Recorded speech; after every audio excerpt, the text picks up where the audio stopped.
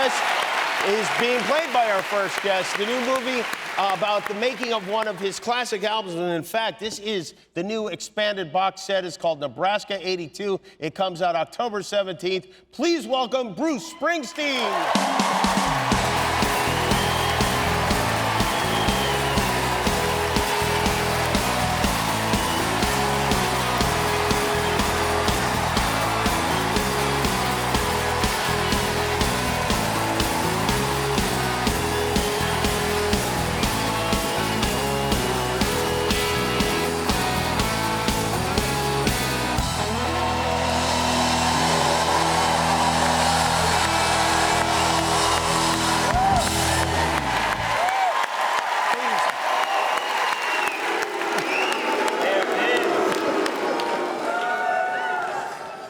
It's the greatest thing. You can never get booed. Never. Believe it or not, you can tell the difference. How good is Jeremy as you? I mean, he's really good, isn't he? Well, you know, when I saw that clip, I said, gee, when did I get that good looking? You know, that No. Is it strange to see somebody playing you and dresses you and sweating like you? The first couple times I saw the film, it was a little bit, but he captured what I do, particularly on stage, which was pretty amazing, and the singing was so good. It was a lot of fun, I think Jeremy, I know you're sitting right here, so I don't want to embarrass you, but not only is the singing great, he even he talks like you, and it's really the essence of you is in there. Well, you know, he approached the part really in his own way, you know, and I think one of the things that one of the choices he made was it's not imitative, you know. I think as I've said in some other interviews, he caught the psychological aspect of the character, and it's a performance that comes from the inside out, you know. He's not picking up things from the outside, little things that you did or little. You know, so it was a very intuitive performance, and I think that's what makes the whole film work. You know. Yeah. What's it like singing? Were you on set while Jeremy was singing? Well, I gotta say, and I've told Jeremy before, I felt a little guilty about that because I was on the set quite a bit, and I'm going, here's the guy. The guy's not only is playing me, but he's got to play me while my stupid ass is sitting in the chair next to him. So, no. So you did an incredible. I apologize. You did a great job. He really tolerated me on the set very well. No. I remember in the first week or so, I think I was nervous that Bruce was going to be, I don't know, there was going to be judgment or he was going to try to pick apart what I was doing or what Scott, our director, was doing. And I very quickly realized, like, his presence was permission. You know, it would have been strange if he was so close to us the whole time and he wasn't with us while we were filming. So I'm very grateful for it. Thanks, man.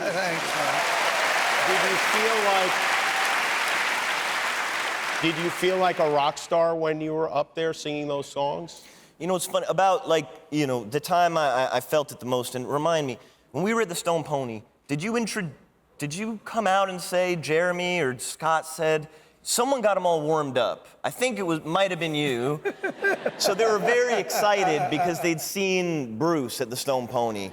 There's about 300 really excited background actors, and most of them are from New Jersey and maybe even from around Asbury Park. They were. And they were so excited. And I was performing, and I felt their energy, and I was so excited, and I really got lost. The whole job of it in an actor is to maybe get lost for a couple minutes, and I really did. And I felt like I was the man, and then they said cut, and everything went dead silent. I remembered I'm not the man. This is the man. Do you think you are now going to be asked to sing Bruce Springsteen karaoke for the rest of your life? I hadn't even thought of that. Oh, yeah. What a new... Like, that's nightmare fuel you just gave me that I didn't even know. That's why I didn't I'm even here. know. Bruce, do you ever do karaoke? I did. You did? Yeah. Once? Yeah. I was in London in a little bar. They were doing karaoke. And I said, I'm going to get up and do some karaoke, you know? And I decided I was going to do the Temptations' Ain't Too Proud to Beg. Oh, hell yeah. And so I assumed I'm going to get up there. I'm going to sing a few notes, and this place is going to go wild. Right? So I got up there. I started singing, and they thought I was just another who got up on stage and was trying to do karaoke. You know, so it was really disappointing. I've never done it again. One thing I think I know about you, you love movies, right? You really love to see movies. Sure, yeah. So in this movie, there's a scene, and this movie is based on your real life. I know not everything is something that happened, but there's a scene where you get a script from, I know this is true, from Paul Schrader, who wrote Taxi Driver, who co-wrote Raging Bull, and he wrote a script with you in mind opposite Robert De Niro. And you take this script, and then in the movie, you don't even read the script. Did you not read the script? First, I'm not sure it was opposite Robert De Niro. I see. But second of all, I did get the script. Now, the name of the script was Born in the USA. So I took this script and I put it home. I brought it home and I had it on my writing table to read it. Now, I was writing a song about veterans. And I got to the chorus and I looked at the script and I sang Born in the USA. And I remember, it's old Paul G. I felt a little bad about the whole thing. I hadn't read the script. I'd stolen its title. and I ran into him and I said, gee, I feel a little bad about stealing that title of your script. He said, oh, don't worry. I heard somebody say it in the car. I said, really? Yeah, I was driving. Some girl said, well, that's what happens when you're born in the USA.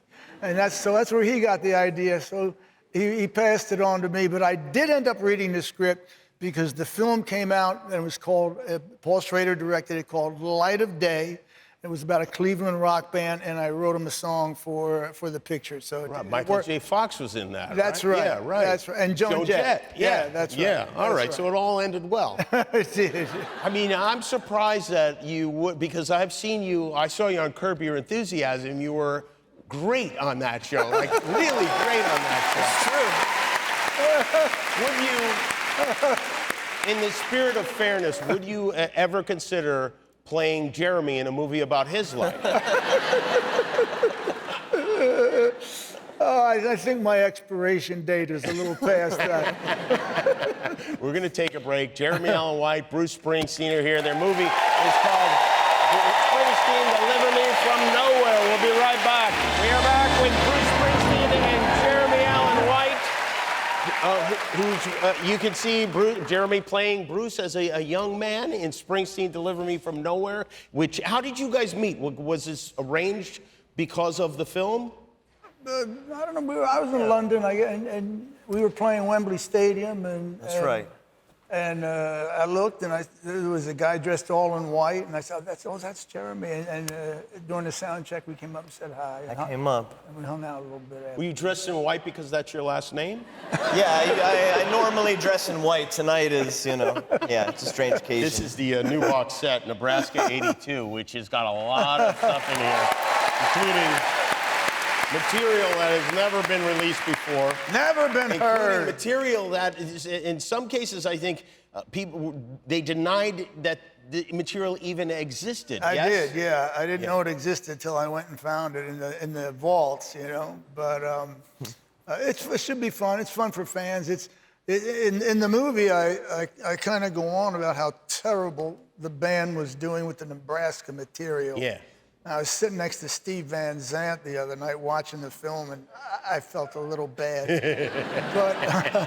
but then when I went back and dug the stuff out, I realized that actually they played it very well.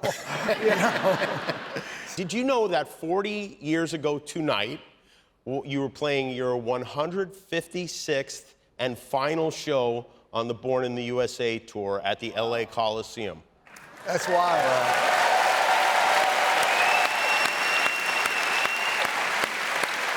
And 40 years ago tonight, Jeremy, you were still living in your father's testicles. It's true. It's true. Right here. Swimming around.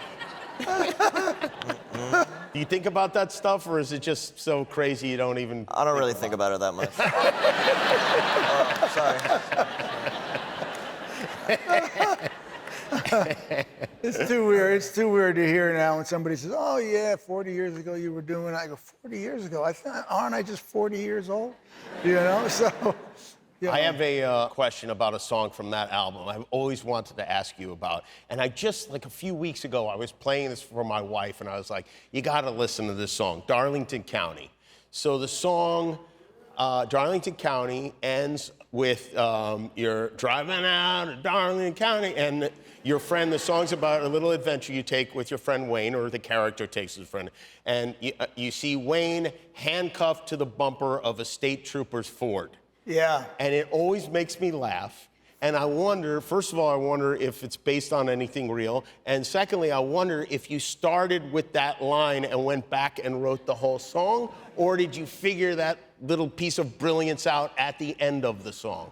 Well, first, there's no truth to the song whatsoever. Okay. You know? So it was an act of the writer's imagination.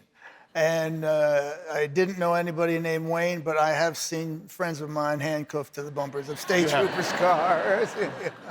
I was wondering if your late friend and bandmate Danny Federici, who I know was a character, had some run-ins. If maybe Wayne was based on him. Well, people have to understand that all musicians, particularly in the beginning, are out of their minds, all right? I mean, it's simply a business that attracts outsiders, crazy people, people who have nowhere to go and nothing else to do, you know?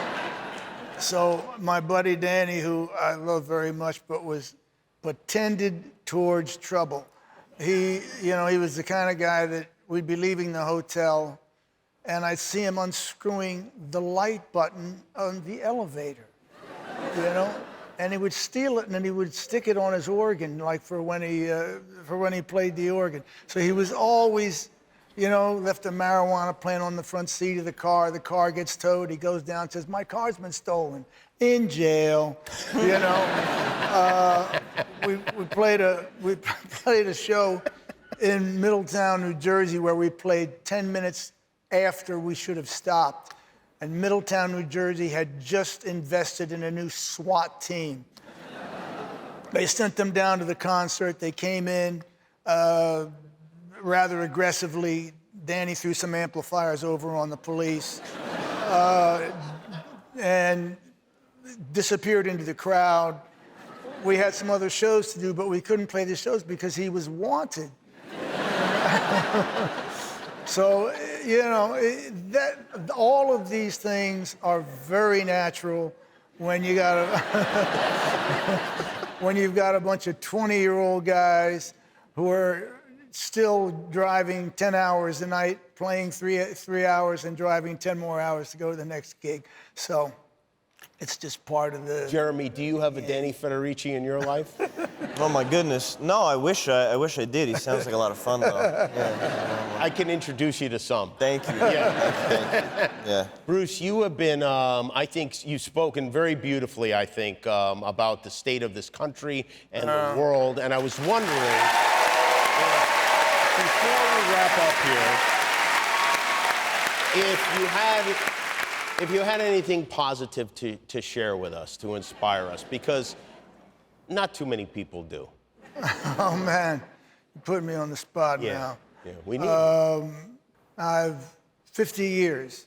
I've been kind of a musical ambassador for America around the world. And I played and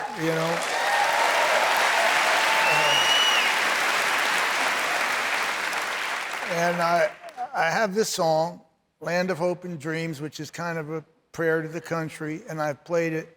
We play it every night. We play it every night to, like I say, millions of people. And I know for a fact that that's how many people around the world still see our country, not as a land of fear, not as a land of divisiveness, not of government censorship, not of hatred, and I basically believe that that's an America that's worth fighting for, and I think that there's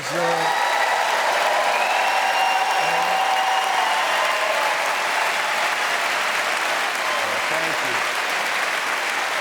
Well, it's great to have you guys here.